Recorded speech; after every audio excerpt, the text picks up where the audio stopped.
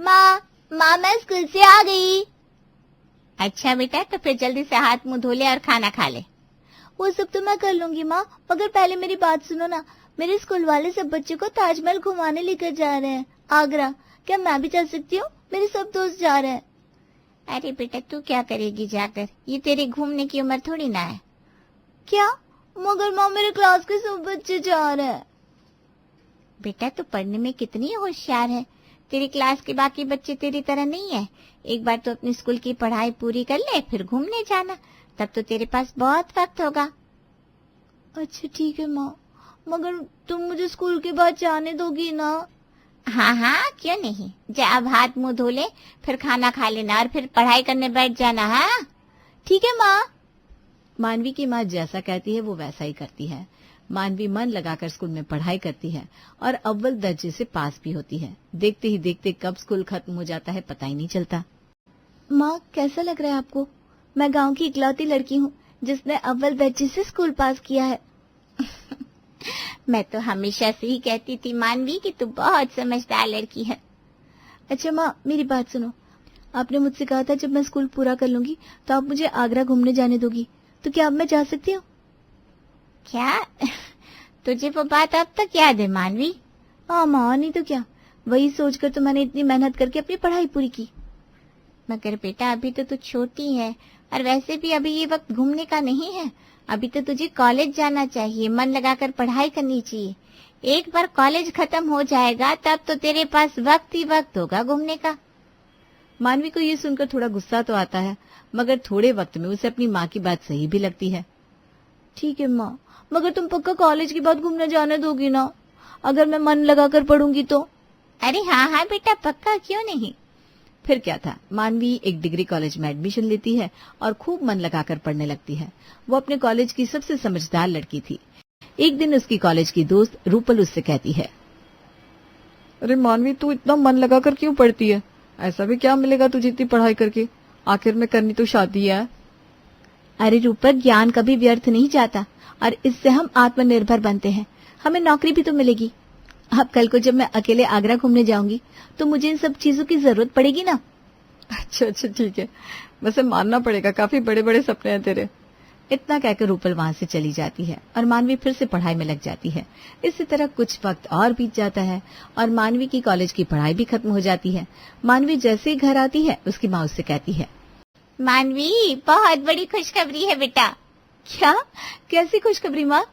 अभी अभी घर पर सरपंच जी आए थे। उन्होंने कहा कि उन्होंने तेरी बहुत तारीफ सुनी है कि तू पढ़ाई में कितनी अच्छी है, और तेरी गणित भी बहुत अच्छी है। हाँ, तो फिर क्या हुआ माँ? फिर क्या, उन्होंने मुझसे कहा वो तुझे अपने यहाँ हिसाब किताब करने की नौकरी पर रखना चाहते हैं। वो तुझे इसके अच्छे पैसे भी देंगे, पूरे 15,000 रुपए। क्या 15,000? ये तो बहुत ज्यादा है माँ। हाँ बेटा, यही तो खुशखबरी है। उन्होंने कहा तू कल से ही नौकरी पर जा सकती है, इसलिए कल से जाने की सारी तैयारी कर ले बेटा। मगर ये सुनकर अचानक से मानवी के चेहरे की सारी खुशी गायब हो गई।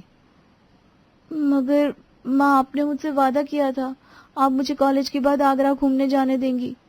क्या मानवी, तू पागल है क्या? अभी आगरा जाना जरूरी नहीं है। जरूरी ये है कि तू ये नौकरी अच्छे से करे और अपनी शादी के लिए थोड़ा पैसा जमा करे। कुछ ही दिनों में एक अच्छा सा लड़का ढूंढ दूंगी और तेरी शादी कर दूंगी। फिर तू आराम से अपने पति के साथ घूमने जाना, ठीक है? ये सुनकर मानवी गुस्से में अपने कमरे में चली जाती है और सोचती है, क्या अब मुझे और इंतजार करना पड़ेगा? पता नहीं मैं असल में कब जा पाऊंगी आगरा घूमने। आखिर इसमें इतनी भी बड़ी क्या बात है? बस कुछ ही दिन तो लगते हैं घूमने में। मगर शायद माँ सही कह रही हैं और मैं उनकी बात भी तो नहीं टाल सकती। यही सब सोचते हुए मानवी सो जाती है। अगले ही दिन से वो खुद को नौकरी पर जाने के लिए तैयार कर लेती है और काम पर जाना शुरू कर देती है। ये काम कितना मुश्किल है। मैं तो बहुत ज्यादा थक जाती हूँ। सुबह जाना और फिर सीधा शाम को घर लौटना। तभी वहां मानवी की माँ खाना लेकर आती है और उससे कहती है, ये ले बेटा, खाना खा ले। आजकल तू काम पर इतनी मेहनत जो करने लगी है। हाँ माँ। बेटा, मैंने तेरे लिए गांव में ही एक बहुत अच्छा रिश्ता देखा है। लड़के वाले बहुत अच्छे हैं, और तो और वो दहेज भी नहीं लेंगे।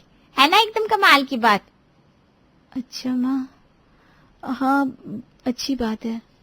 और बेटा वो लड़का तेरे ही कॉलेज का पढ़ा हुआ है, उसका नाम कुणाल है। तू उसे जानती है क्या? कुणाल? हाँ माँ, वो तो मेरे कॉलेज का सबसे होशियार लड़का था, मैं उसे जानती हूँ। अच्छा, क्या वो तुझे पसंद है? अब तो वो एक बहुत अच्छी सरकारी नौकरी भी कर रहा है। हाँ माँ, पसंद तो है, पर क्या अभी शादी करना बहुत जल्दी नहीं होगा? अरे इसमें जल्दी क्या, अगर हम एक बार रिश्ते की बात तय कर देंगे तब जाकर अगले साल तक शादी हो पाएगी। अब तू ही बता, क्या ये जल्दी है? मगर माँ, मेरे घूमने का क्या, मैं कब घूम पाऊंगी? अरे बेटा, मैंने कहा ना शादी के बाद अपने पति के साथ घूमना। और तुझे तो वो पसंद भी आया ना, तू तो जानती है उसे, वो जरूर तुझे घुमाएगा। ठीक है माँ। एक बार फिर से मानवी अपने आप को मना लेती है और शादी के लिए हाँ बोल देती है। 1 साल के अंदर मानवी की शादी कुणाल से हो जाती है। कुणाल एक अच्छा लड़का था, लेकिन मानवी की तरह ही वो भी अपने कामों में काफी व्यस्त रहता था। एक दिन, कुणाल जी सुनिए ना, मुझे आपसे एक जरूरी बात करनी है। हाँ हाँ, बोलो मानवी। कुणाल जी, मेरा हमेशा से एक सपना था कि मैं आगरा जाऊं घूमने। अच्छा, तो इसमें मैं क्या कर सकता हूँ मानवी? वो मैं चाहती हूँ कि हम आगरा घूमने जाएं। मेरी माँ भी मुझसे हमेशा कहती थी, जब शादी हो जाए तो पति के साथ जाना। तो चलिए ना, हम आगरा घूमने चलते हैं, हम ताजमहल भी देखेंगे। क्या मानवी, तुम देखती तो हो मैं अपने काम में कितना व्यस्त रहता हूँ, ऐसे में मैं तुम्हें घूमने कैसे ले जा सकता हूँ? कुणाल की ऐसी बातें सुनकर मानवी को बहुत दुख होता है। उसे इतना उदास देखकर कुणाल कहता है, तुम चिंता क्यों करती हो मानवी, एक काम करेंगे, हम अगले महीने चलेंगे, ठीक है? ये सुनकर मानवी की आंखों में एक चमक आ जाती है। क्या सच में हम अगले महीने ताजमहल देखने जाएंगे? हाँ हाँ वही जाएंगे। अब मुझे खाना मिलेगा कि नहीं मैडम? अब भी लाती हूँ, मैंने आपका मनपसंद राजमा चावल बनाया है। वाह, फिर तो आज खाने में मजा ही आ जाएगा। जल्दी से ले आओ, बड़ी भूख लग रही है मानवी। मानवी कुणाल के लिए खाना लगा देती है और कुणाल खाना खाने लगता है। उसके खाने के बाद मानवी घर का सब काम खत्म करके खुद भी खाना खा लेती है। आखिरकार सारा काम खत्म हो गया, मगर अब कम से कम एक अच्छी बात तो है कि अब जाकर मेरे बचपन का सपना पूरा हो जाएगा। मैं घर के सारे काम मन लगाकर करूंगी ताकि कुणाल को मुझसे कोई शिकायत ना हो। यही सोचकर मानवी 1 महीने तक घर का सारा काम अच्छे से करती है। जैसे ही कुणाल के ऑफिस की 2 दिन की छुट्टी होती है और वो घर आता है, मानवी उससे कहती है, अब घर आ गए, आपको छुट्टी मिल गई ना? हाँ भाई, आखिरकार मुझे छुट्टी मिली गई। माँ कहाँ है? वो माँ जी अपने कमरे में है, चाय पी रही है। अच्छा, तुम मेरा सामान पैक कर दो, मैं 2 दिन के लिए अपने ऑफिस के दोस्तों के साथ घूमने शिमला जा रहा हूँ। ये सुनकर तो मानवी के सारे सपने चूर चूर हो जाते हैं। उसे अपने कानों पर यकीन ही नहीं होता। क्या, मगर आप तो मेरे साथ आगरा घूमने जाने वाले थे ना? क्या? अरे हाँ, वो तो हम बाद में भी कभी भी जा सकते हैं। अभी मेरा दोस्तों के साथ जाना ज्यादा जरूरी है। इतनी मुश्किल से तो मुझे छुट्टी मिली है, अब कभी और चलेंगे, ठीक है? मगर आपने मुझसे वादा किया था। वो मानवी, मेरा दिमाग खराब मत करो। ये सुनकर मानवी की सास बाहर आती है और कहती है, क्या हो रहा है यहाँ पर? माँ, मैं अपने दोस्तों के साथ 2 दिन के लिए शिमला जा रहा हूँ, और ये मानवी, उसने आगरा जाने की जिद पकड़ रखी है। थोड़ा समझाओ इसको। अरे बहू, पूरी जिंदगी पड़ी है, फिर कभी भी चले जाना। ये कुणाल की आखिरी छुट्टी थोड़ी ना है।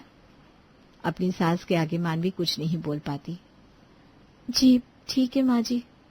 चलो जाओ, अब इसका सामान पैक कर दो और खाना लगा दो, बेचारा भूखा होगा।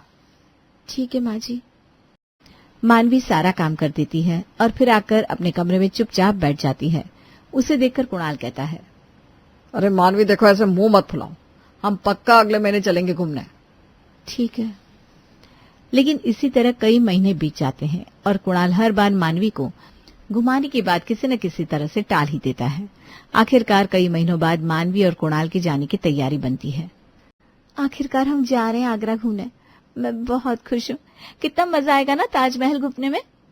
हाँ सही कहा तुमने मानवी, मजा तो आएगा, मगर सिर्फ तुम्हें, मैं तो जबरदस्ती जा रहा हूँ।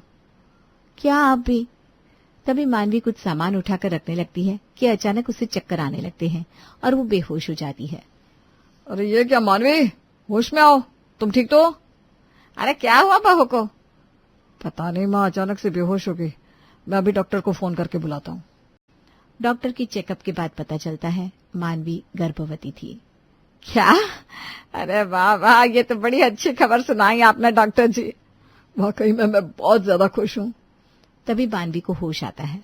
अरे मानवी, तुम होश में आ गई? तुम्हें पता है कितनी बड़ी खुशखबरी है? हमारे घर में एक छोटा सा बच्चा आने वाला है। मैं पापा बनने वाला हूँ। मैं बहुत खुश हूँ। क्या आप सच कह रहे हैं? ये तो बहुत खुशी की बात है। मैं तो सारे मोहल्ले में देसी घी की मिठाइयां बंटवाने जा रही हूँ।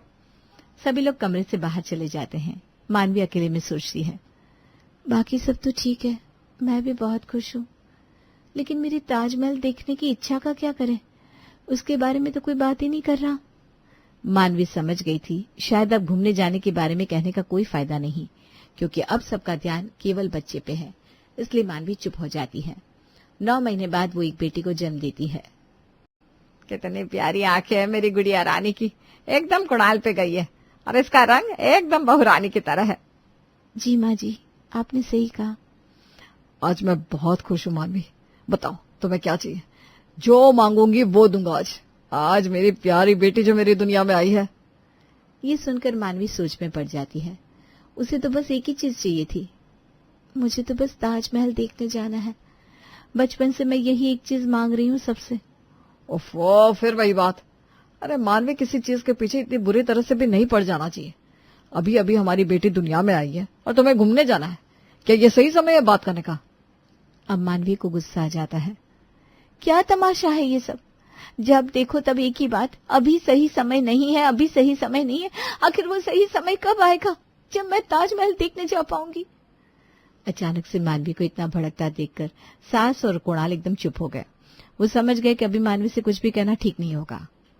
अच्छा ठीक है, अभी तुम आराम करो, फिलहाल ये इन बातों का वक्त नहीं है, हम कल इस बारे में बात करेंगे। इतना कहकर सास कुणाल को लेकर बाहर चली जाती है। लगता है मैंने कुछ ज्यादा ही बोल दिया, मुझे इन लोगों से माफी मांग लेनी चाहिए। इतना भी गुस्सा करना अच्छी बात नहीं थी।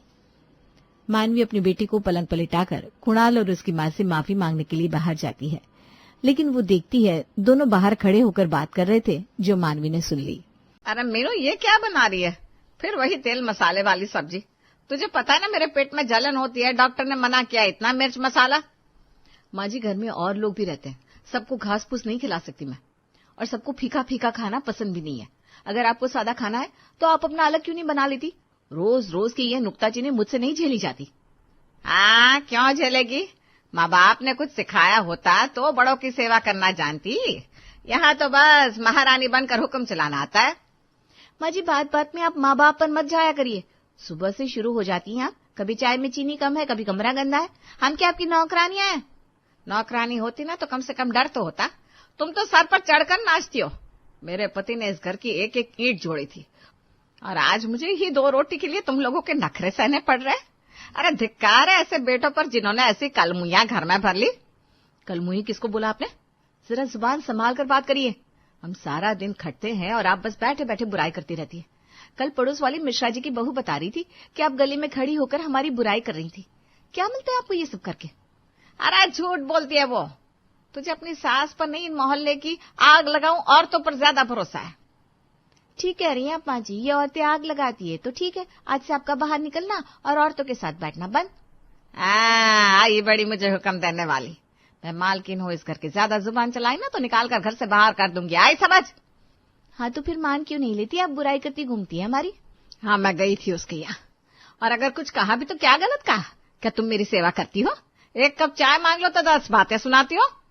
तभी बड़ा बेटा आकाश बाहर आता है। शोर सुनकर उसका पारा चढ़ जाता है। क्या है ये रोज रोज का ड्रामा? माँ, आप क्यों सुबह सुबह कलेश शुरू कर देती हो? काम करने दिया करो ना इन्हें शांति से। देख आकाश, देख अपनी लुगाई के तेवर, मुझसे जुबान लड़ा रही है। तू उसे बोलने के बजाय मुझे आंखें दिखा रहा है। क्या बोलूं माँ, आप खुद ही टोका टोकी बंद नहीं करती, कभी नमक कभी तेल। माँ, अगर आपको इतनी ही दिक्कत है तो आप अपना अलग क्यों नहीं बना लेती? रसोई में अपना कोना पकड़ लो, हमें तो सुकून से रहने दो। इसी तरह तो घर में शांति रहे। तो भी यही कह रहा है? अपनी सगी माँ को चूल्हा अलग करने की सलाह दे रहा है? सलाह नहीं, हकीकत बता रहा हूँ। रोज की इस चिक से अच्छा है कि आप अपनी रसोई अलग कर लो, कम से कम घर में शांति तो रहेगी। बेटी की बात सुनकर वो पैर पटकती हुई बाहर चबूतरे पर जाकर बैठ जाती है। तभी पड़ोस की शांति चाची वहां से गुजरती है। देख रही है शांति, मेरे ही घर में मुझे पराया कर दिया।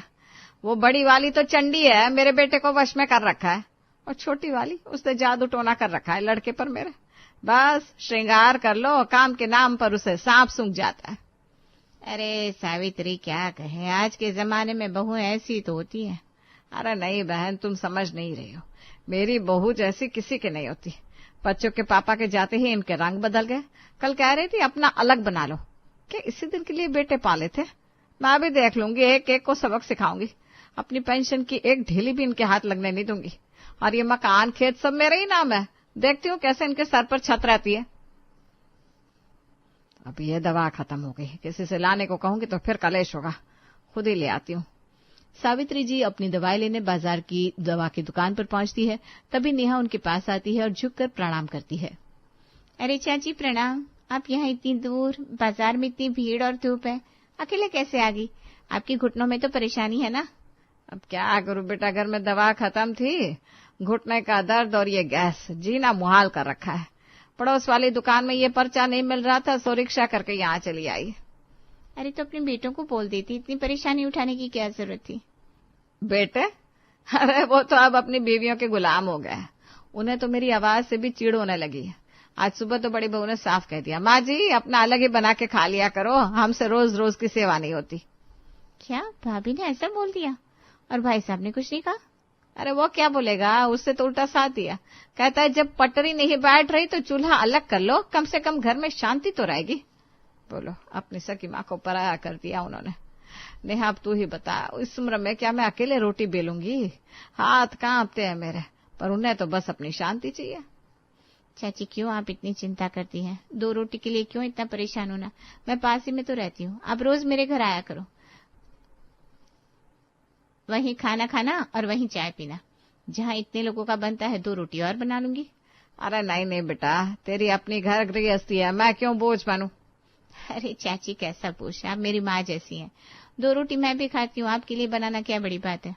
और देखिए ये धूप धक्के खाना छोड़िए, इस उम्र में अकेले ऐसे जाना आपके लिए ठीक नहीं है। कोई भी काम हो तो मुझे बता देना, मैं साथ चलूंगी। तू सच कह रही है, देख ले बेटा, कहीं कल को तू भी उन जैसी ना हो जाए, फिर जब बेटे ही अपने ना हुए तू तो फिर भी। अरे चाची आपकी बेटी जैसी हूँ मैं, ताऊ जी ने गोद में खिलाया मुझे, आपके लिए इतना नहीं कर सकती क्या? आप आया करो, थोड़ा बच्चों के साथ मन भी बहल जाएगा आपका। ठीक है बेटा, उन लोगों को भी तो पता चले सावित्री बेसहारा नहीं है। मेरी जो पेंशन आती है ना, वो भी अब मैं अपने पास ही रखूंगी, उन्हें 1 पैसा नहीं दूंगी। जो मेरी सेवा करेगा वही पाएगा। वैसे भी सेवा की मेवा होती है, आज तक मुफ्त की मलाई मिली है, इसलिए इस बुढ़िया की कदर नहीं है। पैसे की बात छोड़िए चाची, आप बस खुश रहिए। चलिए मैं आपको रिक्शे तक छोड़ देती हूँ। और हाँ, भाभी के साथ ना ज्यादा बहस मत किया करो, आपका बीपी बढ़ जाएगा तो दिक्कत होगी आपको। अरे बेटा लड़ाई क्या है, बस किस्मत फूटी है मेरी। क्या घर के बुजुर्ग के लिए 2 रोटी और चावल नहीं बन सकती? लेकिन जानबूझकर ऐसा खाना बनाती है कि मैं खा ही ना पाऊं। अब क्या क्या बताऊं तुझे, खैर जाने दे, मैं चलती हूँ बेटा।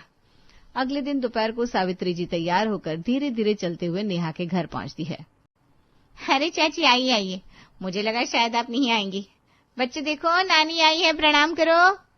प्रणाम नानी। जीते रहो बेटा, खुश रहो। नेहा सच बताऊं तो घर से निकलने का मन ही नहीं था, पर वहां की घुटन से अच्छा लगा कि तेरे पास चली आऊं। 2 घड़ी उन कलमुही का मुंह ना दिखे तो कलेजा ठंडा हो जाए। अच्छा किया चाची, बैठिए, मैं अभी आपके लिए बढ़िया अदरक वाली चाय और गर्मा गर्म पराठे लाती हूँ। अरे बेटा तू क्यों कष्ट कर रही है, बस 1 कप चाय दे देती तो भी बहुत था। कैसा कष्ट चाची, माँ को खिलाने में कैसा कष्ट? आप बैठिए, मैं बस 5 मिनट में आई। नेहा रसोई में जाती है। सावित्री जी अपने बटुए से 10-10 के 2 नोट निकालती है और बच्चों को बुलाती है। बेटा इधर आ, ये लो अपनी पसंद के चॉकलेट खा लेना। हाँ नहीं नानी, मम्मी डांटेगी।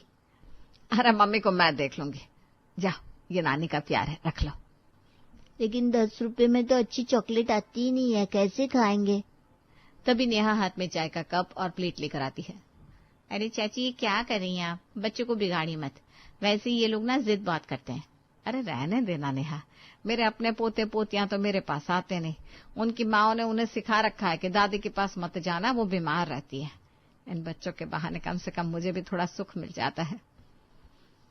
बड़े भाई और सुमित को सोचना चाहिए चाची, पर छोड़िए, आप ये चाय पीजिए और पराठे खाइए, कल बता देना जो आपका मन करे वही बनाऊंगी। कड़ी पसंद थी आपको, बचपन में बहुत बनवाई है आपसे। हाँ बेटा, तब की बात और थी। अब तो हिम्मत जवाब देती है, बहुएं जो दे दे खा लेते हैं। लेकिन तेरे हाथ में बड़ा स्वाद है बेटा। अच्छा सुन, अगले हफ्ते मेरी पेंशन का काम है, बैंक जाना होगा, क्या तू साथ चल सकेगी? क्यों नहीं चाची, आप बस बता देना, मैं रिक्शा कर लूंगी और आपको ले जाऊंगी। आपको किसी के आगे हाथ फैलाने की जरूरत नहीं है। सच में नेहा तो ही मेरी अपनी है। उन लोगों को तो बस मेरी पेंशन की रकम दिखती है, पर अब मैं तय कर चुकी हूँ, अपनी पेंशन का एक हिस्सा मैं तेरे बच्चों के नाम कर दूंगी।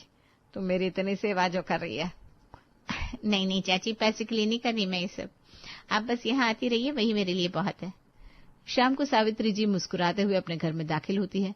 कुछ दिनों तक ये सिलसिला रोज चलता है। एक दिन हॉल में बड़ी बहू मीनू और छोटी बहू कविता पहले से ही घात लगाए बैठी है। सोनल की सासू माँ ने इतनी तारीफ कर दी, जबकि हलवे में जरूरत से ज्यादा मीठा था। ये तो गलत बात है, उन्हें सोनल को टोकना चाहिए।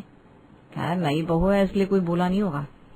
इतना सोचकर नीतू भी अपने काम में लग जाती है। वक्त गुजरता जाता है और अब जब से सोनल घर आई थी तो नीतू की तारीफ बिल्कुल जीरो हो गई थी। अब सारा दिन सबका ध्यान बस सोनल पर ही लगा रहता था। अब तो घर में कोई मुझे पूछता ही नहीं है। कहाँ पहले सबको मेरे हाथ की चाय पीने की आदत थी, अब तो कोई मुझे चाय बनाने को भी नहीं कहता है। जिसे देखो बस सोनल सोनल, और सासू माँ के लिए तो जैसे मैं कुछ हुई नहीं। सोनल के आ जाने से अब नीतू को अपने आप में ही गलतियां नजर आना शुरू हो जाता है। वो हर चीज को पहले से भी बेहतर करने की कोशिश करती है, लेकिन फिर भी ना तो उमा और ना ही घर में कोई उसकी तारीफ करता है। अब शाम जब सभी लोग बैठे पकौड़े खा रहे थे, अर्जुन की शादी हो गई, पवन की शादी हो गई, अब बस हमारा सबसे छोटा बेटा गौतम बचा है, उसकी शादी करनी है। अजी मैंने सबसे बोल दिया है रिश्तेदारी में कि गौतम के लिए कोई अच्छी लड़की हो तो बता दे। ऐसे ही कुछ दिनों बाद गौतम के लिए भी एक श्वेता नाम की अच्छी लड़की का रिश्ता आ जाता है और थोड़े दिन में धूम धड़ाके के साथ गौतम की शादी श्वेता से हो जाती है। सोनल के आ जाने पर सासू माँ मुझे भूल गई थी, अब तो श्वेता भी आ गई है। पता नहीं अब क्या होगा। भले ही छोटी बहू घर की नई बहू हो, लेकिन सबसे ज्यादा तारीफ तो मुझे ही मिलेगी घर में। आफ्टर ऑल माँ जी की लाडली बहू जो हूँ। दोनों बहुएं अपने अपने मन में श्वेता के आ जाने से नया नया ख्याल ला रही थी, लेकिन अब श्वेता के आ जाने पर उमा सोनल को छोड़कर श्वेता की तारीफों के पुल बांधने शुरू कर देती है। ऐसे ही एक दिन रसोई में काम करते हुए, जब से ये श्वेता आई है माँ जी ने तो मुझ पर ध्यान देना ही बंद कर दिया है। पहले मैं तैयार होती थी तो तारीफ होती थी, खाना बनाती थी तो तारीफ होती थी, साफ सफाई करती थी तो तारीफ होती थी, पर अब तो तारीफ का ता भी नहीं बोलता कोई मेरे लिए। क्यों भाई? तभी वहाँ पर नीतू आ जाती है और सोनल की बात सुनकर कहती है, और तुम्हारे आने से पहले सासू माँ मेरी भी ऐसे ही तारीफ करती थी सोनल। क्या सच में दीदी? हाँ, फिर तुम आ गई तो सासू माँ तुम्हारी तरफ हो गई। ठीक है, वैसे ही जैसे अब श्वेता आ गई है और माँ जी श्वेता की तरफ हो गई है। थाली का बैंगन है बैंगन, कभी इधर लुढ़कती है कभी उधर लुढ़कती है। कहीं ऐसा तो नहीं कि कमी हमारे ही अंदर हो? हमें क्या कमी है भला? अच्छा खासा दहेज लेकर आई थी मैं, घर का हर एक काम करने में परफेक्ट हूँ मैं। पर मैं तो दहेज कम लेकर आई थी ना, और श्वेता तो आपसे भी ज्यादा दहेज लाई है। सोनल की बात सुनकर नीतू भी सोच में पड़ जाती है और कहीं न कहीं दोनों को अपने अंदर ही कमी महसूस होने लगती है। ऐसे ही एक दिन जब उमा अपनी तीनों बहू के साथ बाजार से सामान लेकर घर आ रही थी, तभी कुछ औरतें उन्हें रोकते हुए कहती है, उमा बहन सारा बाजार खरीद लाई क्या अपनी बहू के साथ मिलकर? अरे नहीं नहीं, बस मेरी श्वेता बहू को कुछ चाहिए था तो उसे वह दिलाने के लिए लेकर गई थी। अच्छा, बात ये है कि बाकी दो बहुएं श्वेता बहू की मदद के लिए गई थी? अरे नहीं नहीं, ये तो बस अपने आप ही तैयार हो गई थी साथ में जाने के लिए। वैसे अब 3-3 बहुएं हैं तेरे घर में उमा, तुझे तो चम्मच भी उठाने की जरूरत नहीं पड़ती होगी। अरे बिल्कुल सही, मेरी श्वेता बहू सारा काम एकदम रोबोट की तरह फटाफट कर लेती है। अच्छी बात है। वैसे लोगों की तो एक बहू से नहीं बनती, तेरे पास तो 3-3 है। लड़ाई नहीं होती क्या घर में? बिल्कुल भी नहीं होती। मेरी श्वेता बहू का स्वभाव ही इतना शांत है, वो किसी से लड़ती नहीं। उमा की हर बात में श्वेता श्वेता श्वेता का नाम सुनकर नीतू और सोनल को बहुत गुस्सा आता है और दोनों पैर धमकाती हुई बाकी सबके साथ घर आ जाती हैं और अपने अपने कमरे में बैठे खुद से बोलती हैं, श्वेता नहीं हो गई, पता नहीं कौन सी अप्सरा हो गई जो सासू माँ को बस श्वेता और श्वेता ही नजर आ रही है हर जगह। ये श्वेता, वो श्वेता, श्वेता टिंडा। अरे ये क्या है? श्वेता तो हद हो गई, माँ जी ने एक बार भी मेरा नाम नहीं लिया। मैं क्या तारीफ के काबिल नहीं हूँ? जो कुछ है बस श्वेता ही है। जहाँ सोनल और नीतू दोनों गुस्से में अपने कमरों में बड़बड़ कर रही थी, वहीं आराम से अपने कमरे में बैठी हुई श्वेता खुद से कहती है, क्या मजे का ससुराल मिला है मुझे, जिसे देखो हर कोई बस मेरी तारीफ ही करता है। इसे कहते हैं बढ़िया जिंदगी। सारी जिंदगी बस ऐसे ही चलता रहे तो मजा आ जाएगा।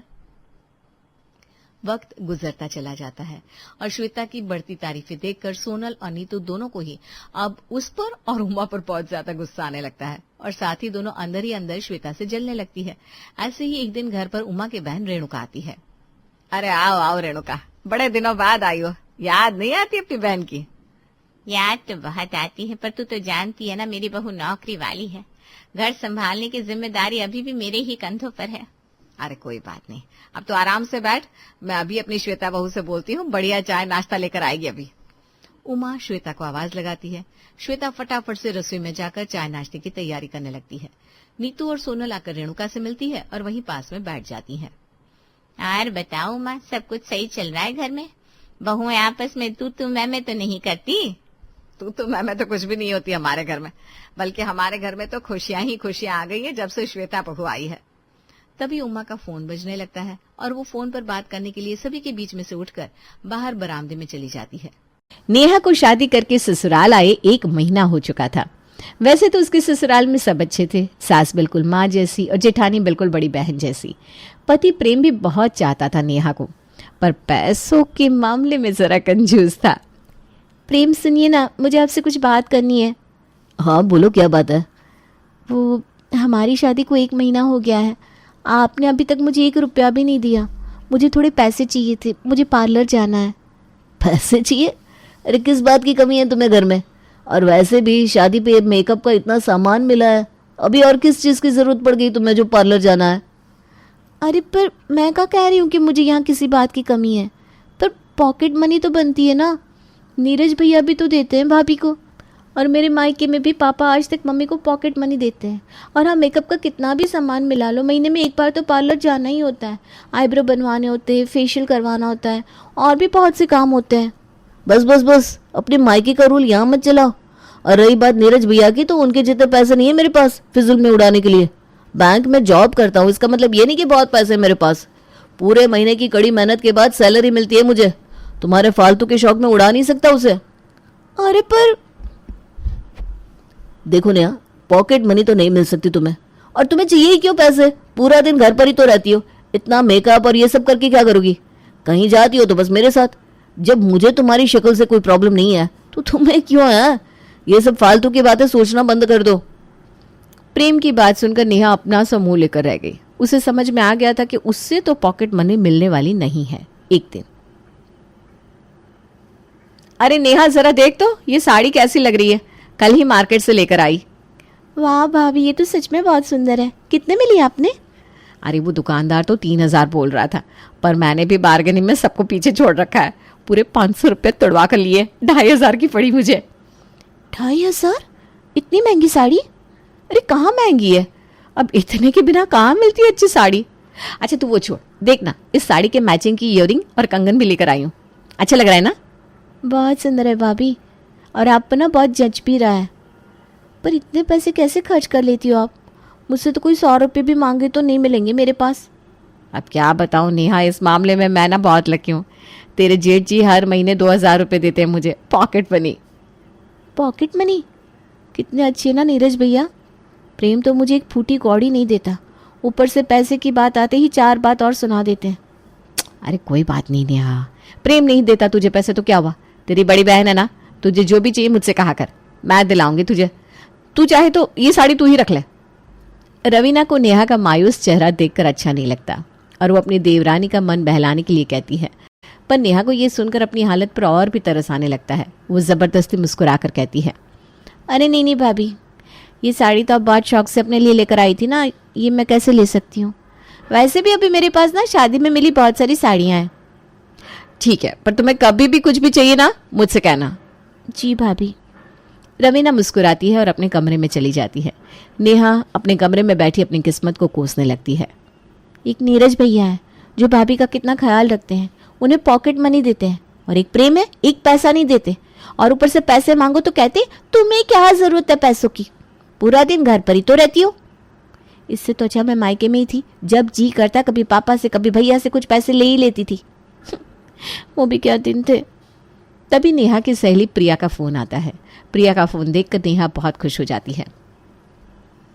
अरे क्या हुआ मैडम, शादी के बाद से ना कोई कॉल ना मैसेज, हमें तो भूल ही गई तू। शादी से पहले तो बड़ा कह रही थी अब तो एक ही शहर में है, हमेशा टच में रहेंगे। अरे नहीं नहीं, ऐसी बात नहीं है। नया नया ससुराल है ना, तो नए माहौल को समझने में ज़रा मुश्किल तो होती है। बस उसी में बिजी थी। पर अब मिलते हैं ना एक दिन, मुझे भी थोड़ा ब्रेक चाहिए इन चीज़ों से। देख तेरी शादी में तो आई नहीं थी मैं, तो वो पार्टी भी ड्यू है तेरी तरफ से। तू कहे तो इस संडे किसी अच्छे से रेस्टोरेंट में लंच पर चलते हैं, पर हाँ बिल तुझे देना पड़ेगा।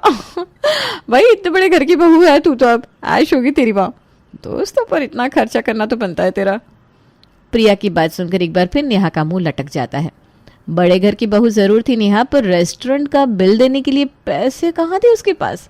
वो बहाना बनाते हुए कहती है, अरे नहीं नहीं, रेस्टोरेंट क्यों जाना है, घर पर ही लंच कराती हूँ ना मैं। अरे मेरे हाथों का कमाल भी देख कभी, और मेरे ससुराल वालों से भी मिल ले। हाँ ये बात भी सही है, हम भी तो देखे तेरा ससुराल कैसा है। देखते ही देखते संडे भी आ गया। नेहा ने प्रिया की पसंद की दाल मखनी, लच्छा पराठा, हरी चटनी, सलाद और गुलाब जामुन बनाए थे, और अब वो सोफे पर बैठी प्रिया के आने का इंतजार कर रही थी। थोड़ी देर में प्रिया आती है। वाह नेहा, तेरा घर तो बहुत सुंदर है, काफी बड़ा भी है। हाँ सब बात अच्छा है, चल आजा अंदर, मैं तुझे सबसे मिलवाती हूँ। नेहा प्रिया को लेकर अंदर आती है और सबसे मिलवाती है।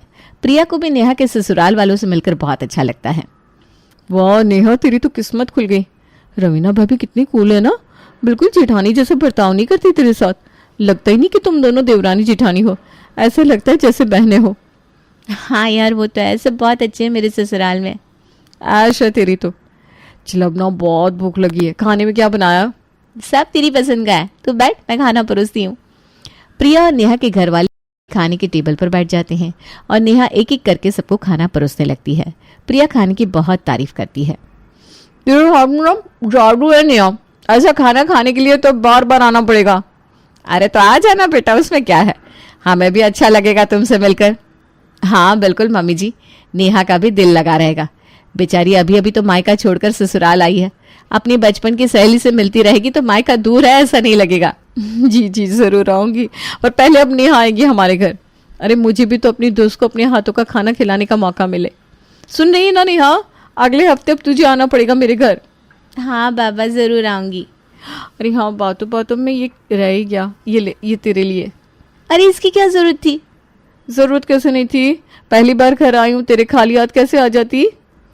प्रिया नेहा के लिए गिफ्ट में एक सुंदर सा शो पीस लेकर आती है, जिसे देखकर नेहा खुश तो बहुत होती है, पर उसे साथ ही साथ चिंता भी सताने लगती है। वो सोचने लगती है, प्रिया मेरे लिए इतना सुंदर गिफ्ट लेकर आई, अब मुझे भी इसके लिए कुछ लेकर जाना होगा इसके घर, पर मेरे पास पैसे कहाँ हैं, क्या करूंगी अब। प्रेम से कहूंगी तो फिर से मुझ पर भड़क जाएंगे, कहेंगे फिजूल खर्ची है। तभी प्रिया कहती है, क्या हुआ नेहा, गिफ्ट पसंद नहीं आया? अरे नहीं नहीं, ये बहुत सुंदर है, मैं ना इसे अपने कमरे में सजाऊंगी। अरे तुझे पता है इस शो पीस की खास बात यह है कि तू इसे अपने घर के जिस भी हिस्से में लगाएगी वहाँ खूब सारी पॉजिटिव एनर्जी आएगी। बेडरूम में लगाएगी तो तेरे और प्रेम जीजा जी के बीच का रिश्ता और गहरा होगा। सही है, फिर तो मैं इसे अपने बेडरूम में ही लगाऊंगी। हाँ चल, यहाँ पास ही में ना एक शॉप है जहाँ ये सब फैंग शुई के सामान मिलते हैं, मैं तो अक्सर जाती हूँ वहाँ, अभी कल भी जा रही हूँ, तू भी चलना, बड़ा मजा आएगा। प्रिया की बात सुनकर नेहा एक बार फिर से सोचने लगी, मैं कैसे जा सकती हूँ, मेरे पास कहाँ पैसे होते। भाभी ने कहा था कि कुछ भी चाहिए तो उनसे मांग लूँ, पर ऐसे पैसे मांगने में अच्छा थोड़ी ना लगता है। वो बहाना बनाते हुए बोली, अरे नहीं नहीं, कल तो हमारे घर पर मेहमान आने वाले प्रिया, मुझे खाने की तैयारी भी करनी होगी, इस बार तू हुआ, मैं फिर कभी चलूंगी। ठीक है जैसी तेरी मर्जी, पर एक बार पक्का चलना। हाँ बहुत अच्छा लगेगा तुझे भी सब कुछ। चल अब मैं चलती हूँ। प्रिया तो चली जाती है, पर नेहा की सास सुषमा जी को ये बात कुछ समझ में नहीं आती। वो नेहा से पूछती है, बेटा तूने तेरी सहेली को ऐसे क्यों कहा कि कल मेहमान आने वाले हैं? कल तो कोई मेहमान नहीं आ रहे, तू जाना चाहती है तो जा सकती है बेटा। नहीं नहीं नहीं मम्मी जी, मुझे खुद ही नहीं जाना था, इन सब फैंग शुई वगैरह की चीज़ों में मेरी कोई खास दिलचस्पी नहीं है। अब ऐसे मना करती तो उसे बुरा लगता है, इसलिए कह दिया कि मेहमान आने वाले हैं।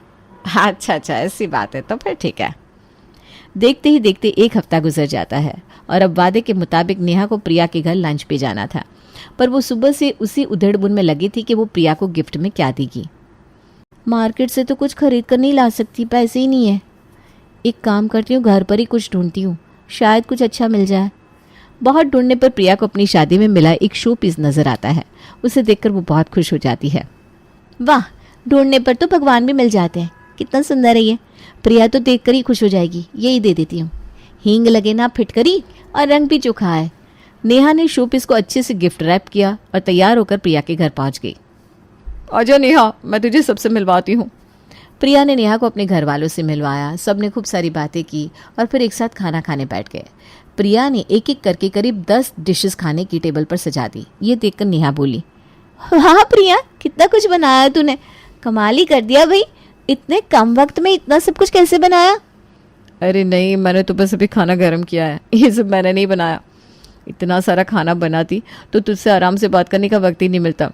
मैंने ये सब बाहर से मंगवाया है। हो, तेरा सही है यार। प्रेम को ना बाहर से कुछ भी मंगवाना पसंद नहीं है। कहते हैं मेरी जेब का हाल बेहाल मत करो, जो बनाना है घर पर ही बना लो। अरे ये सारे पति एक जैसे ही होते हैं। मैं भी अगर इनसे बोलने जाऊंगी तो यही सुनने को मिलेगा। ये सब तो मैंने अपने पैसों से मंगवाया। अपने पैसों से? तू भी पैसे कमाती है? अरे नहीं, मुझे पैसे कमाने की क्या जरूरत है। मुझे जो हर महीने पॉकेट मनी मिलती है ना, उसी से मंगाया ये सब। अब इतना तो बनता है ना अपनी बचपन की दोस्त के लिए। सही है यार तेरा। प्रेम तो मुझे पैसे ही नहीं देते। अरे नहीं, मेरे पति तो मुझे हाथ खर्च के पैसे ना दे तो मैं बात ही नहीं करूंगी इनसे।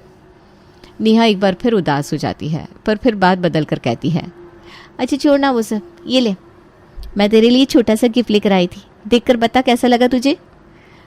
नेहा प्रिया को अपना लाया हुआ गिफ्ट देती है। प्रिया उसे खोलकर देखती है। अरे ये तो वही गिफ्ट है ना जो तुझे तेरी शादी पे अर्पिता ने दिया था। मेरे साथ जाकर ही तो लिया था उससे। तूने उसका दिया गिफ्ट मुझे चिपका दिया। पैसे नहीं थे क्या कुछ नया मार्केट से खरीदने के? अरे तो नहीं लाती ना कुछ। इस तरह किसी और का दिया हुआ गिफ्ट मुझे क्यों चिपका रही है? ये उम्मीद नहीं थी तुझसे। तू तो बहुत बदल गई शादी के बाद। अब नेहा बेचारी क्या कहती, उसका सर तो शर्म से झुक गया था। नेहा अपना सब मुंह लेकर घर आ गई और अपने कमरे में जाकर रोने लगती है। नेहा की सास ने जब उसे यूं रोते देखा तो उसे थोड़ा अजीब लगा। अरे नेहा बहू, क्या हुआ? तू तो अपनी सहेली के घर गई थी ना, तो उदास होकर क्यों आई है? कुछ कह दिया क्या उसने? पर नेहा ने अपनी सास से कुछ नहीं कहा। वो सास से अपने पति प्रेम की शिकायत नहीं करना चाहती थी। वो बहाना बना देती है। नहीं मम्मी जी, बस ऐसे ही आंख में कुछ चला गया था, मैं रो नहीं रही हूँ। कुछ दिन और इसी तरह गुजर जाते हैं। कुछ दिन बाद नेहा की छोटी बहन रिया उसके घर आती है। उस वक्त नेहा घर पर अकेली थी। महीने की आखिरी तारीख थी, इसलिए रसोई में राशन लगभग खत्म हो चुका था और नेहा के पास बाजार से कुछ लाने के पैसे भी नहीं थे। मजबूरन वो अपनी छोटी बहन को कुछ चाय नाश्ता भी नहीं करवा पाती। अब तुझसे क्या छिपाना, देखना घर पर राशन खत्म है, महीने की आखिरी तारीख चल रही है ना, और तेरे जीजू मुझे कुछ पैसे देते ही नहीं, तो क्या ही नाश्ता करवाऊं तुझे। मम्मी जी मंदिर से आ जाती है तो फिर मंगाती हूँ कुछ। तभी रिया कहती है, दीदी तुम जीजू से कहती क्यों नहीं हो कि तुम्हें पॉकेट मनी दिया करे, आजकल तो सभी देते हैं। अरे कहा था रिया, पर वो कहाँ सुनते मेरी। उन्हें तो यही लगता है कि मुझे पैसों की क्या जरूरत है। तभी नेहा की सास मंदिर से आती है। अरे रिया बेटा, तुम आई हो, बहुत अच्छा किया। ऐसे ही आते रहा करो बेटा। अरे नेहा, अपनी बहन को कुछ नाश्ता वगैरह का पूछा कि नहीं? नहीं मम्मी जी, घर में राशन खत्म है, महीने की आखिरी तारीख है ना आज। अरे तो कुछ बाजार से मंगवा देती। मम्मी जी वो पैसे नहीं थे। इस पर नेहा की सास गुस्से में भड़क उठी। पैसे नहीं थे? प्रेम देता तो है तुझे जेब खर्ची के पैसे, एक बार उसी से कुछ ले आती। मैं आकर दे ही देती तुझे पैसे। इस तरह अपने मायके वालों के सामने ससुराल वालों की बेइज्जती कराना अच्छा लगता है क्या? अब रिया से रहा नहीं गया, वो बीच में बोल पड़ी। माफ करिएगा आंटी जी, मैं आपके घर के मामले में बीच में बोलना तो नहीं चाहती थी, पर मुझे बोलना पड़ रहा है क्योंकि दीदी तो आपसे कुछ कहेंगी नहीं। क्या मतलब? क्या बात है? प्रेम जीजू नेहा दीदी को 1 रुपया पॉकेट मनी नहीं देते, ऐसे में दीदी बाजार से कैसे कुछ लाती? क्या ये सच है बहू? प्रेम तुझे पैसे नहीं देता? जी मम्मी जी, यही सच है। प्रेम मुझे पैसे नहीं देते, कहते तुम्हें पैसों की क्या जरूरत, पूरा दिन घर पर ही तो रहती हो। तो ये बात है, आने दे आज प्रेम को, उसे मैं बताती हूँ। शाम को जब प्रेम घर लौटता है। प्रेम, ये क्या सुन रही हूं मैं? तू नेहा को जेब खर्च के पैसे नहीं देता? अरे मम्मी, आप भी इसकी बातों में आ गई। इसे क्या जरूरत है पैसों की, घर पर ही तो रहती है पूरा दिन। बस बहुत हुआ। घर पर रहती है तो क्या हुआ? कभी अपनी पसंद से कुछ लाने का मन करे तो किससे बोलने जाएगी? अरे पर मम्मी, मैं तो अब बूढ़ी हो चुकी हूँ, पर फिर भी आज भी तेरे पापा जी अपनी पेंशन से मुझे जेब खर्ची के पैसे देते हैं। अगर वो भी तेरे जैसी ही सोच रखते ना तो ना तू पलता ना ही तेरा भाई। और तुझे क्या पता औरत अपनी जेब खर्ची के पैसे बचाकर कैसे गृहस्थी के कामों में लगाती है। घर का बजट ना बिगड़े इसके लिए कितनी बार औरत को अपने बचाए हुए पैसे घर में लगाने पड़ते हैं। मुझे नहीं लगा था बेटा कि तेरी सोच इतनी छोटी होगी कि तू अपनी पत्नी को पैरों की जूती बनाकर रखेगा। औरत घर की लक्ष्मी होती है, उसे खुश रखेगा तभी तेरे घर पर लक्ष्मी आएगी। तू नेहा को खुश रखेगा तभी तो वो पूरे परिवार को खुश रख पाएगी। पति से मिला प्रेम और सम्मान ही औरत पूरे परिवार पर लुटाती है। मुझे माफ कर दो मम्मी, अब ऐसी गलती नहीं होगी। मैं आज से ही नेहा को हर महीने जेब खर्ची के पैसे दूंगा। और इस तरह प्रेम को अकल आ जाती है और वो नेहा को हर महीने जेब खर्ची के पैसे देने लगता है। अरे आपको कहा था ना शर्मा जी कि ये फाइल का काम सुबह तक किसी भी हालत में मुझे खत्म चाहिए। अभी तक काम क्यों नहीं हुआ? वहां क्लाइंट मेरी जान खा रहे हैं, आपको पता है? नहीं नहीं नहीं, मुझे कुछ नहीं सुनना। आप कुछ भी करिए और ये फाइल पूरी करवाइए बस। आज पापा फिर से गुस्से में है। पापा फोन पर किसे इतना डांटते रहते हैं? ऐसी बात नहीं है रोनित, पापा को बहुत टेंशन होता है ना, तो बस उसकी वजह से थोड़ा मूड खराब है उनका। हमें भी तो पढ़ाई का टेंशन होता है, लेकिन हम तो पापा की तरह गुस्सा नहीं करते दादी।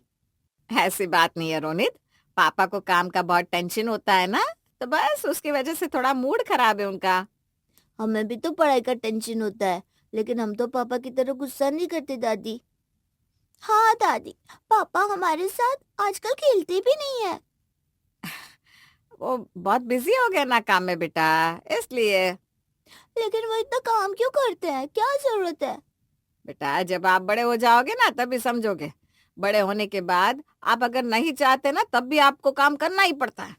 ये जो बचपन होता है ना, ये बस वही होता है जो सबसे प्यारा होता है।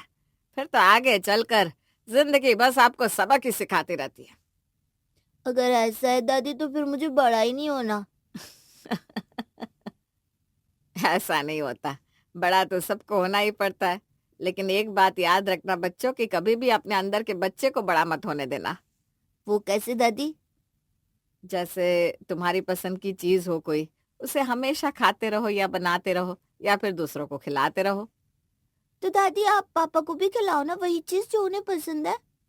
वैसे पापा को क्या पसंद है दादी? बात यह है कि पापा ना मेरे साथ बचपन में ज्यादा रहे ही नहीं। तुम्हारी बुआ की तबीयत बचपन में बहुत खराब रहती थी, तो मुझे उसे अस्पताल में रखना पड़ता था। इसलिए तुम्हारे पापा कई सालों तक अपनी नानी के पास रहते थे।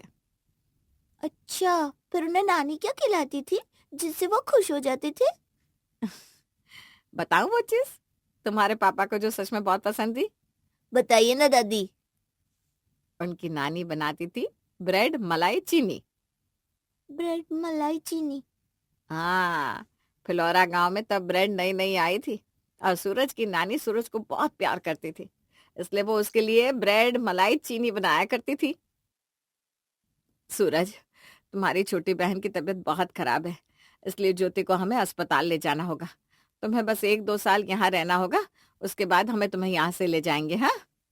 सूरज 7वीं कक्षा में था जब उसकी बहन ज्योति के दिल में छेद हो गया था, इसलिए उसकी पढ़ाई खराब ना हो, इसलिए उसके माता पिता ने उसे फिलौरा गांव में उसकी नानी के पास रखने का फैसला लिया था। लेकिन सूरज इस बात से बिल्कुल भी खुश नहीं था। माँ, सूरज की शक्ल से नहीं लग रहा वो बिल्कुल खुश नहीं है। अरे कोई बात नहीं, बच्चा है, माता पिता छोड़कर जा रहे हैं तो नाराज तो होगा ही, लेकिन तू ज्योति का ख्याल रख, मैं हूं ना, मैं सूरज को संभाल लूंगी। माँ जरा उसका ध्यान रखना, क्योंकि इमली का स्वभाव तो तुम्हें पता ही है। अरे जब तक सूरज की नानी जिंदा है तब तक उसे इस घर में किसी चीज की कमी नहीं होगी, तो बेफिक्र होकर जा बेटा। ठीक है माँ, मैं बीच बीच में आती रहूंगी सूरज से मिलने। हाँ हाँ ठीक है बेटा। किशन, ये ले सूरज के खर्चे के पैसे, तू चिंता मत करना, मैं और भी पैसे भेजती रहूंगी। अरे दीदी कैसी बात कर रही हो, ये सूरज का अपना ही घर है, तुम चिंता मत करो। हाँ लेकिन तू ये पैसे रख ले। अरे अब ले लीजिए ना, दीदी इतने प्यार से दे रही है तो लाइए दीदी, हम रख लेते हैं, आखिर हमारा भी तो खर्चा होगा ही ना। मैं हर महीने भेजती रहूंगी पैसे। चलो दीदी, मैं आपको बाहर तक छोड़ देता हूँ। सूरज बेटा, अपना सामान रख दो। यही अब दूसरा कमरा तो है नहीं है, बैठक रूम में ही सोना पड़ेगा तुमको। क्यों? सूरज बैठक रूम में क्यों रहेगा? सूरज आजा, चल तू मेरे कमरे में आजा। नहीं नहीं, कोई बात नहीं नानी, मैं यहीं सो जाऊंगा। अरे ऐसे कैसे? हम नानी और नाती दोनों गप्पे मारेंगे और मजे भी करेंगे। चल आजा बेटा। माँ जी, आपको तकलीफ हो जाएगी, देख लो। इमली बहू, तू अपनी बेटी को भी मेरे पास ही छोड़ जाती है, मुझे तब भी तो तकलीफ नहीं होती। और सूरज तो बड़ा ही समझदार बच्चा है, मैं उसके साथ बहुत सारी बातें करूंगी। सूरज की मामी इमली का स्वभाव थोड़ा सा मतलबी था, लेकिन राधा सूरज को कभी भी अकेला नहीं पड़ने देती थी। सूरज का मन अभी भी काफी उदास था और ये उसके चेहरे से पता चल रहा था। सूरज, तू रोज सिर्फ पढ़ने बैठ जाता है, थोड़ी देर बाहर खेलने भी जाया कर बेटा। नहीं नानी, मेरा मन नहीं करता। मम्मी पापा की याद आ रही है बेटा? नहीं। मैं सब समझती हूँ सूरज, तुझे यहाँ गांव में अपने मम्मी पापा से दूर अच्छा नहीं लगता होगा ना? ऐसी बात नहीं है नानी, लेकिन मुझे लगता है मम्मी ज्योति को ज्यादा प्यार करती है, इसीलिए तो मुझे यहाँ आपके पास छोड़कर गई है। सूरज, एक माँ के लिए उसके बच्चे उसकी आंखों की तरह होते हैं, वो उनमें कभी भी फर्क नहीं कर सकती। ज्योति को इस वक्त शीतल की ज्यादा जरूरत है, इसीलिए। और तू ऐसा क्यों कह रहा है? मैं तेरी माँ की भी माँ हूँ, मैं तुझे उससे डबल प्यार करती हूँ। नानी, आ जाओ खाने पे। चल खाना लग गया है, आजा हम दोनों साथ में खाते हैं। आज क्या बनाया है खाने में इमली बहू? आज मेथी आलू बनाया माँ जी, उसके साथ चावल है। सूरज, तुझे मेथी पसंद है? तू कहे तो तेरे लिए कुछ और बना दो बेटा। नहीं नानी, कोई बात नहीं, मैं खा लूंगा। अब रोज रोज पकवान तो नहीं बन सकते माँ जी, कमाने वाले एक ही हैं इस घर में। मुझे मत सिखा बहू, जो कमा रहा है वो मेरा बेटा है, और जहाँ खेती कर रहा है ना, वो मेरे पति का खेत है। तुझे याद ना हो तो बता दूं। हाँ हाँ माँ जी, याद है, मैं तो बस यूं कह रही थी। सूरज, यहाँ शहर की तरह और कुछ तो नहीं मिलता, लेकिन तू कहे तो तेरे लिए और कुछ ले आता हूँ। नहीं नहीं, मैं घर में जो बना है वही खा लूंगा, आप चिंता मत कीजिए। सूरज अपनी उम्र से काफी समझदार था। वो अपने मामा और नानी को बिल्कुल भी परेशान नहीं करना चाहता था, इसलिए अगर उसे खाना पसंद नहीं भी आता तो भी वो कुछ नहीं कहता था। ये लो सूरज, तुम्हारे स्कूल का टिफिन। जी मामी, लाइए। चल सूरज, मैं भी चलती हूँ तेरे स्कूल तक, आते वक्त कांता से भी मिल लूंगी। माँ जी, आते वक्त सब्जी भी लेकर आइएगा जरा, कुछ भी नहीं है घर में पकाने को। तेरी बातें है ना पकाने को, वही पका ले आज। माँ जी, आप भी सूरज के साथ बच्ची बन जाती हैं। जीवन में चाहे जो भी हो जाए, लेकिन अपने अंदर के बच्चे को कभी नहीं मारना चाहिए। हाँ हाँ माँ जी, अब जाइए वरना सूरज को स्कूल के लिए देरी हो जाएगी। चल सूरज बेटा। राधा सूरज का टिफिन चेक करती है और देखती है कि उसमें सब्जी रोटी ही थी। उसे पता था कि सूरज जब से यहाँ आया था तब से बेमन से खाना खा रहा था, लेकिन किसी को तकलीफ ना हो इसलिए कुछ कह नहीं रहा था बस। सूरज, अगर तुझे कुछ चाहिए तो तू मुझे बता सकता है बेटा। नहीं नानी, मुझे कुछ नहीं चाहिए, आपके साथ मुझे बहुत मजा आ रहा है यहाँ, सच में। इतना समझदार है मेरा बच्चा, लेकिन मैं जानती हूँ कि इमली की बातें कभी कभी तुझे चुभती होगी, है ना? और वो जो खाना बनाती है वो भी कुछ खास नहीं होता। नहीं नानी, ऐसी कोई बात नहीं है, अगर कुछ कहती भी है तो आप उन्हें कहाँ कुछ कहने देती है। अब हमेशा ही मेरी तरफ होती है। मेरे होते हुए मेरे सूरज को कोई कुछ नहीं कह सकता, लेकिन बस यही अफसोस है कि तू यहाँ कुछ अच्छा खा नहीं रहा है बेटा। नानी, आप चिंता मत करिए, मैं बिल्कुल ठीक हूँ। ठीक है, चल तू स्कूल जा, मैं कांता के पास से होकर आती हूँ। जी नानी। राधा सूरज को स्कूल में छोड़कर कांता के पास आकर बैठती है। उसके चेहरे पर संकोच साफ दिखाई दे रहा था और उसे देखते हुए कांता ने आखिर पूछ ही लिया। सूरज के लिए परेशान है? हाँ, और नहीं तो क्या, इतना समझदार बच्चा है, कभी कुछ शिकायत ही नहीं करता, लेकिन मुझे पता है उसे यहाँ कितना अकेला सा लगता है। अकेला तो तू उसे कहाँ ही रखती है। हाँ, लेकिन माता पिता की याद तो आती है। लेकिन जब से वो यहाँ आया है ना, तब से उसने कुछ भी मन से नहीं खाया। मैं चाहती हूँ कि मैं उसे कुछ अच्छा सा बनाकर खिलाऊं जो उसे पसंद आए। हाँ, तो उसमें सोच क्या रही है? बनाकर खिला दे, हलवा बना दे, सेवइयां बना दे। अरे नहीं नहीं, कुछ नया सा जो उसे नानी के घर की याद दिलाए। कांतामा, ये रही आपकी ब्रेड, यहाँ रख रहा हूँ, लेती जाइएगा। हाँ हाँ, यही रख दो, मैं ले लूंगी। ब्रेड ये तेरे पास कहाँ से आई? अरे ये इंदर है ना, अपने मुखिया का बेटा, उसने दूध के साथ मक्खन और ब्रेड भी देना चालू किया है, वही देकर गया बस। अच्छा, बस मिल गया। अच्छा, तो तू उसे मक्खन और ब्रेड खिलाने वाली है? समझ गई। अरे नहीं, तू कुछ नहीं समझी, चलती हूँ मैं। उस दिन राधा ने ब्रेड का पैकेट लिया और अपने घर वापस आ गई। रात को सब लोग खाना खाकर अपने कमरे में जा चुके थे, तब राधा सूरज के पास आती है। सूरज, क्या देख रहा है बेटा? कुछ नहीं नानी, बस तारे देख रहा हूँ। अच्छा, अपनी आंखें बंद कर जरा। क्या हुआ नानी, अब क्या लाई है? अरे तू बंद तो कर अपनी आंखें, फिर मैं तुझे बताती हूँ। ठीक है, लो बंद कर दी आंखें। ये देख मैंने तेरे लिए क्या बनाया है, जरा खा कर देख। सूरज जैसे ही पहला निवाला लेता है, वैसे ही उसके चेहरे पर एक प्यारी सी मुस्कान थी जो इतने दिनों में पहली बार आई थी, और वो थी उसकी नानी के बनाए ब्रेड और चीनी का कमाल। नानी, ये तो बहुत टेस्टी है। हाय, तेरे चेहरे पर ये मुस्कान देखने के लिए तरस गई थी मेरे बच्चे। तुझे पसंद आई ना ब्रेड, मलाई, चीनी? पसंद नहीं, बहुत पसंद आई नानी, और उसके साथ आपका जो प्यार है ना, वो भी इस पे झलक रहा है। ये नानी तो तुझे खुश देखकर ही 7वें आसमान पर पहुंच गई है बेटा। सूरज, जीवन में आगे और भी मुश्किलें आएंगी बेटा, लेकिन तू ना बिल्कुल इस ब्रेड, मलाई, चीनी की तरह रहना। इसकी तरह? मैं कुछ समझा नहीं नानी। देख, ब्रेड सूखी होती है, फिर भी उसमें थोड़ी सी मलाई मिल जाए तो नरम बन जाती है। चीनी सख्त होती है, फिर भी गीली मलाई के साथ मिलकर मीठा बना देती है। इसी तरह जिंदगी में सूखा, गीला, सख्त, ऐसे बहुत सारे अनुभव हमें होते हैं, लेकिन हमें सबके साथ मिलकर एक मीठी सी मुस्कान के साथ जीना चाहिए। तू जब मुरझाया रहता है तो तेरे आसपास वाले लोग जो तुझसे प्यार करते हैं वो भी उदास हो जाते हैं, पता है बेटा? जी नानी, मैं समझ गया कि हमें इस ब्रेड, मलाई और चीनी की तरह हमेशा ही मिठास घोलते रहना चाहिए। ये हुई ना मेरे सूरज वाली बात। ले, अब ये खा ले। नानी, एक और मिलेगा, ब्रेड, मलाई और चीनी? अभी लाती हूँ। ब्रेड, मलाई और चीनी सूरज की जिंदगी में एक नई किरण लेकर आ गई थी।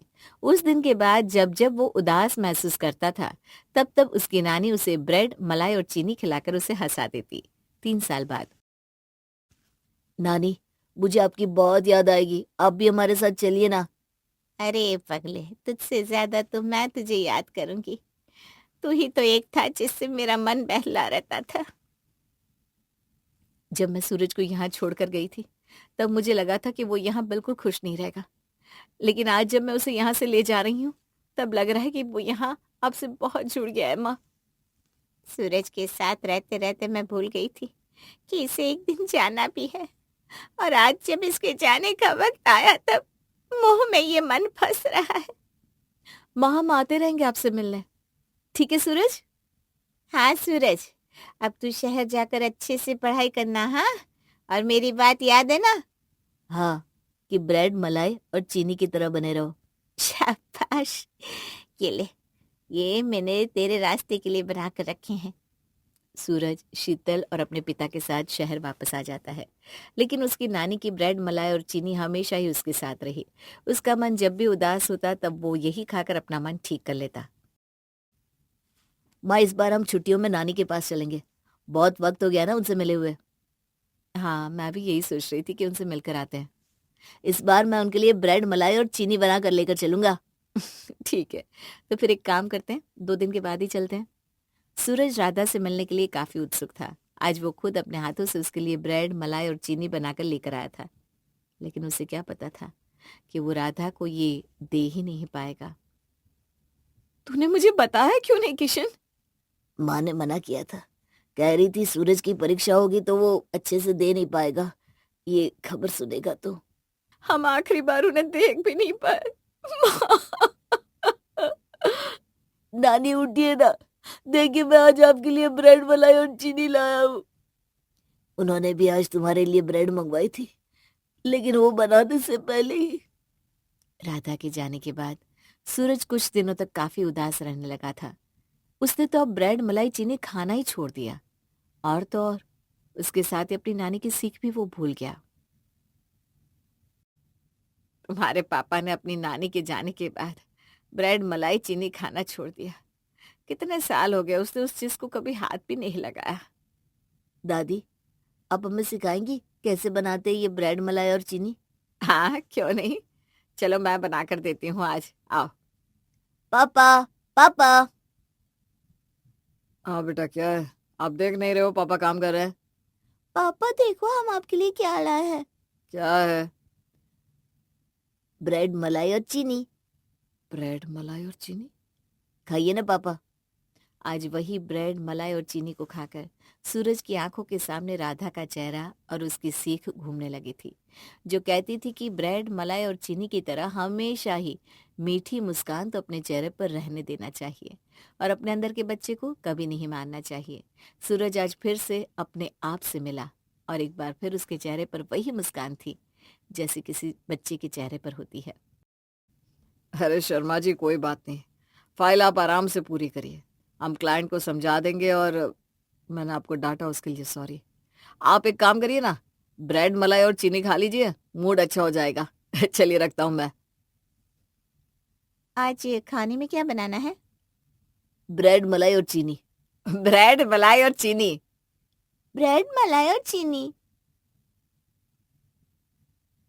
थैंक यू माँ, आज फिर आपकी वजह से आपका सूरज इतना खुश है। सब सही कहते हैं, नानी नानी नहीं जादूगर होती है।